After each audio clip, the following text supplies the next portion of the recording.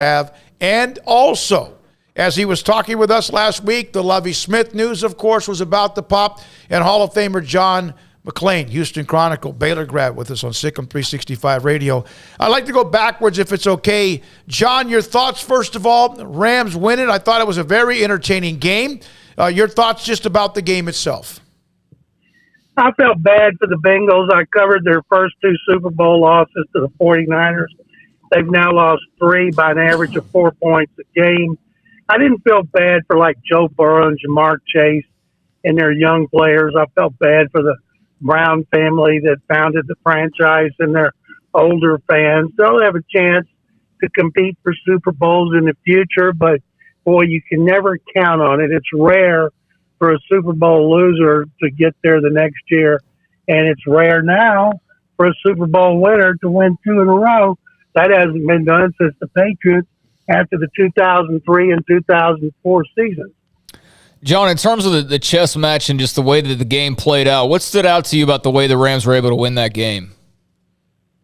Their drive at the end of the game reminded me of when John Taylor caught the winning touchdown pass from Joe Montana after the 88 season beat the Bengals. And it was the same thing, clutch play by the quarterback. Nobody's ever going to compare Matthew Stafford to Joe Montana, one of the top 3 quarterbacks in history as far as I'm concerned. But it was a great drive by Stafford, who was a class act at Detroit, never complained about playing with a terrible franchise or being 0-3 in the playoffs. So I was happy for him. Sean McVay, the guy that orchestrated the trades, general manager Les Snead, they went all in, not just this season, but with Jalen Ramsey giving up 2 ones for him. People forget Cam Akers blew out his Achilles in training camp. They thought he was done for the year. They traded for running back Sony Michel, who led them in rushing. So every move that Les Snead made paid off one way or another. And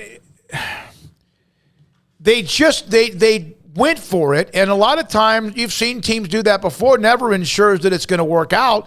Do other teams then take note? I mean, the Bengals were on the cusp of doing it the old-fashioned way. They drafted 2 great young offensive stars. But does that maybe make a few people get a little bit more edgy about how they try to go for it when the opportunity arises with big-time trades?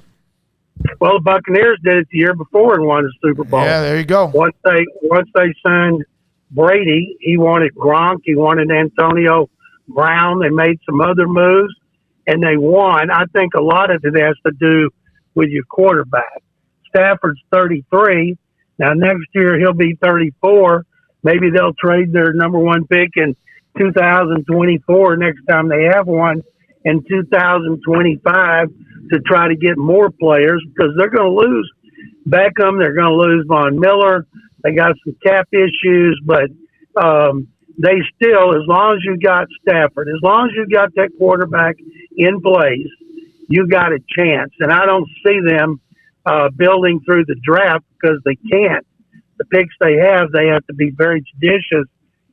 But right now, the odds makers have them at number 3 favorite behind Kansas City and Buffalo to win the next Super Bowl in Arizona.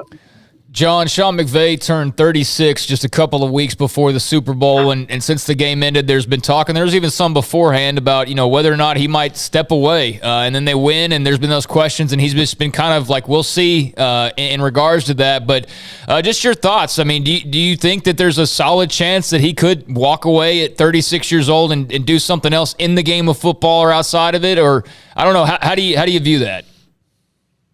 Craig, I think he'll be in a game of football with a big new contract from the Rams. Yeah. Just like Aaron Rodgers was all about the money. Last year, Aaron Rodgers' agent went to Green Bay early in the offseason, tried to get an extension done. They didn't do it. As soon as he got back to California, it was leaked to Adam Schefter that Rodgers might retire, creating a firestorm throughout the offseason. Anytime there's a problem, 99% of the time, it's all about the Benjamins, including with Kyler Murray. All right, John, a new class of the Hall of Fame has been announced. Who did you miss and who did you think got snubbed? Well, I was hoping for Andre Johnson, the Texans receiver, first year eligible. He made the cut from 15 to 10. I thought DeMarcus Ware was a lock, one of the greatest pass rushers in history.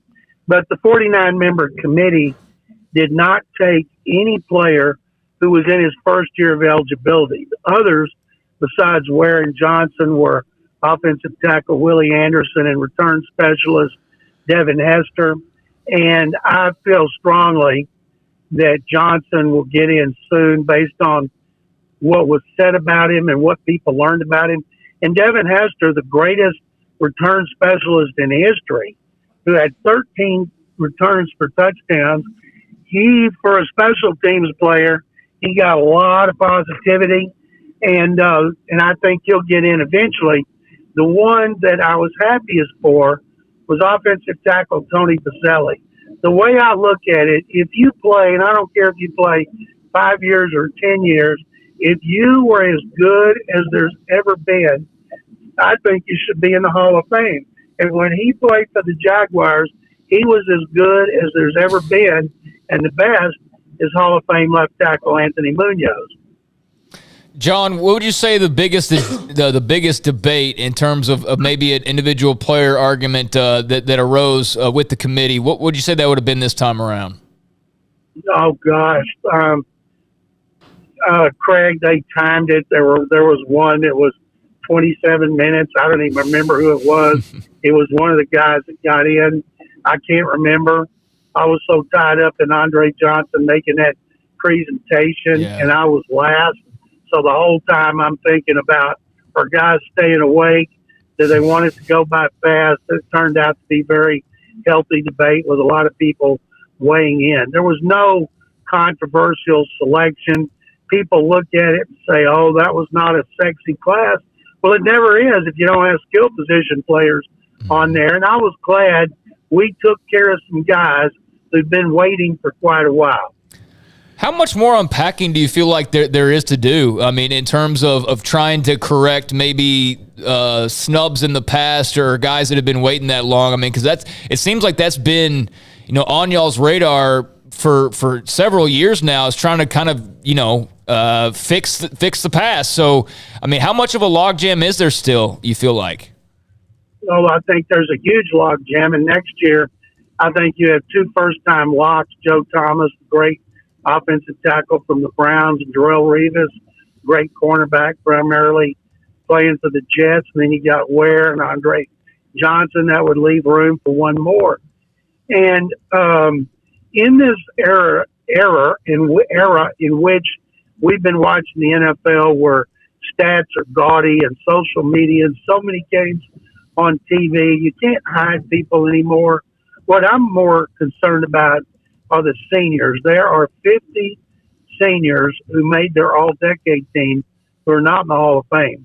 And we're trying to lobby the Hall of Fame executives to let us put in more than one every year, because there's so many who are deserving.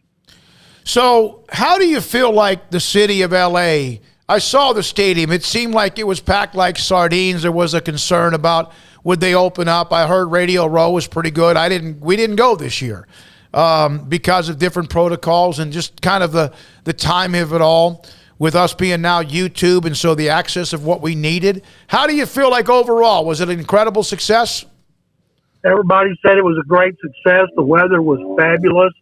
People had a great time. It didn't seem like, I remember in Miami, the traffic was awful every day trying to get down to South Beach and the main hotels for interviews and the media headquarters, while all the media were stuffed in airport hotels and motels. And this time, because LA's so spread out, there was plenty of hotels. I didn't hear any complaints about logistics like I have the last two in Tampa and Miami. And Arizona is a great site. I've covered a lot in Arizona, not for game day, because game day it's great because the stadium is in a suburban Glendale out I-10, and there's plenty of parking.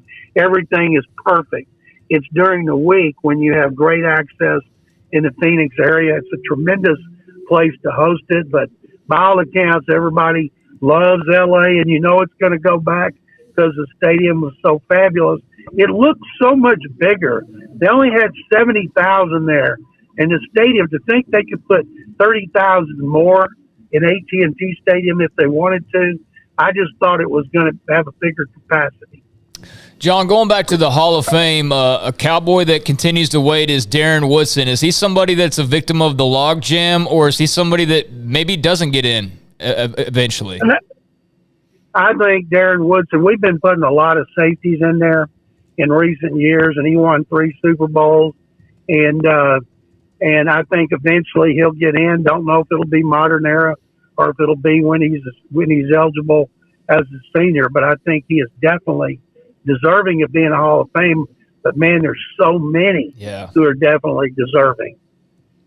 John, Baylor with a win against Texas, a game back of Kansas, a road trip to Lubbock, and now they don't have Jonathan Chamachachua, and they have been dealing with injuries from day one. I know you were covering the Super Bowl, but your thoughts about the win against Texas and then moving forward? I watched every minute of that game, and I felt terrible for Chamachachua, and I'm glad he's going to be back next year. I've never seen Scott Drew have to deal with so many injuries. And, Cryer will come back at some point. I've gotten to the point where I'd like to see them be as healthy as they can possibly be going into the tournament. Thank you, buddy. Appreciate your time, John. Oh, you got something, Craig? Pick them, guys. Pick them. I'm going to meet. Hold on one second. I'm going to meet Dave Aranda tomorrow night. Oh, are you? Okay, good. Where's he at? He and his 7 of his assistants are coming to Jackson Street Barbecue on the Greater Houston High School Football Coaches Association across from Minute Maid Park, and they invited me to come, so I will be there. That's awesome. Yeah, you saw the contract news today, I'm assuming, John? I did, and I was with a prominent LSU person, a big-time money guy, over the weekend, and he told me that there was a big alumni base that gives money that wanted Dave Aranda to be the next coach. But Scott Woodward, of course, wanted to make a splash, first with Jimbo and then with Brian Kelly. And I said, well, everybody in green and gold is so glad LSU did not make a move on Dave Aranda. Yeah, and he just never blinked. Hey, thanks a lot, John. Appreciate your time. Thank you, guys. Take them. That's John McClain, Hall of Fame writer, Houston Chronicle. We'll see Dave Aranda and some of his staff in Houston tomorrow. I was going to ask him.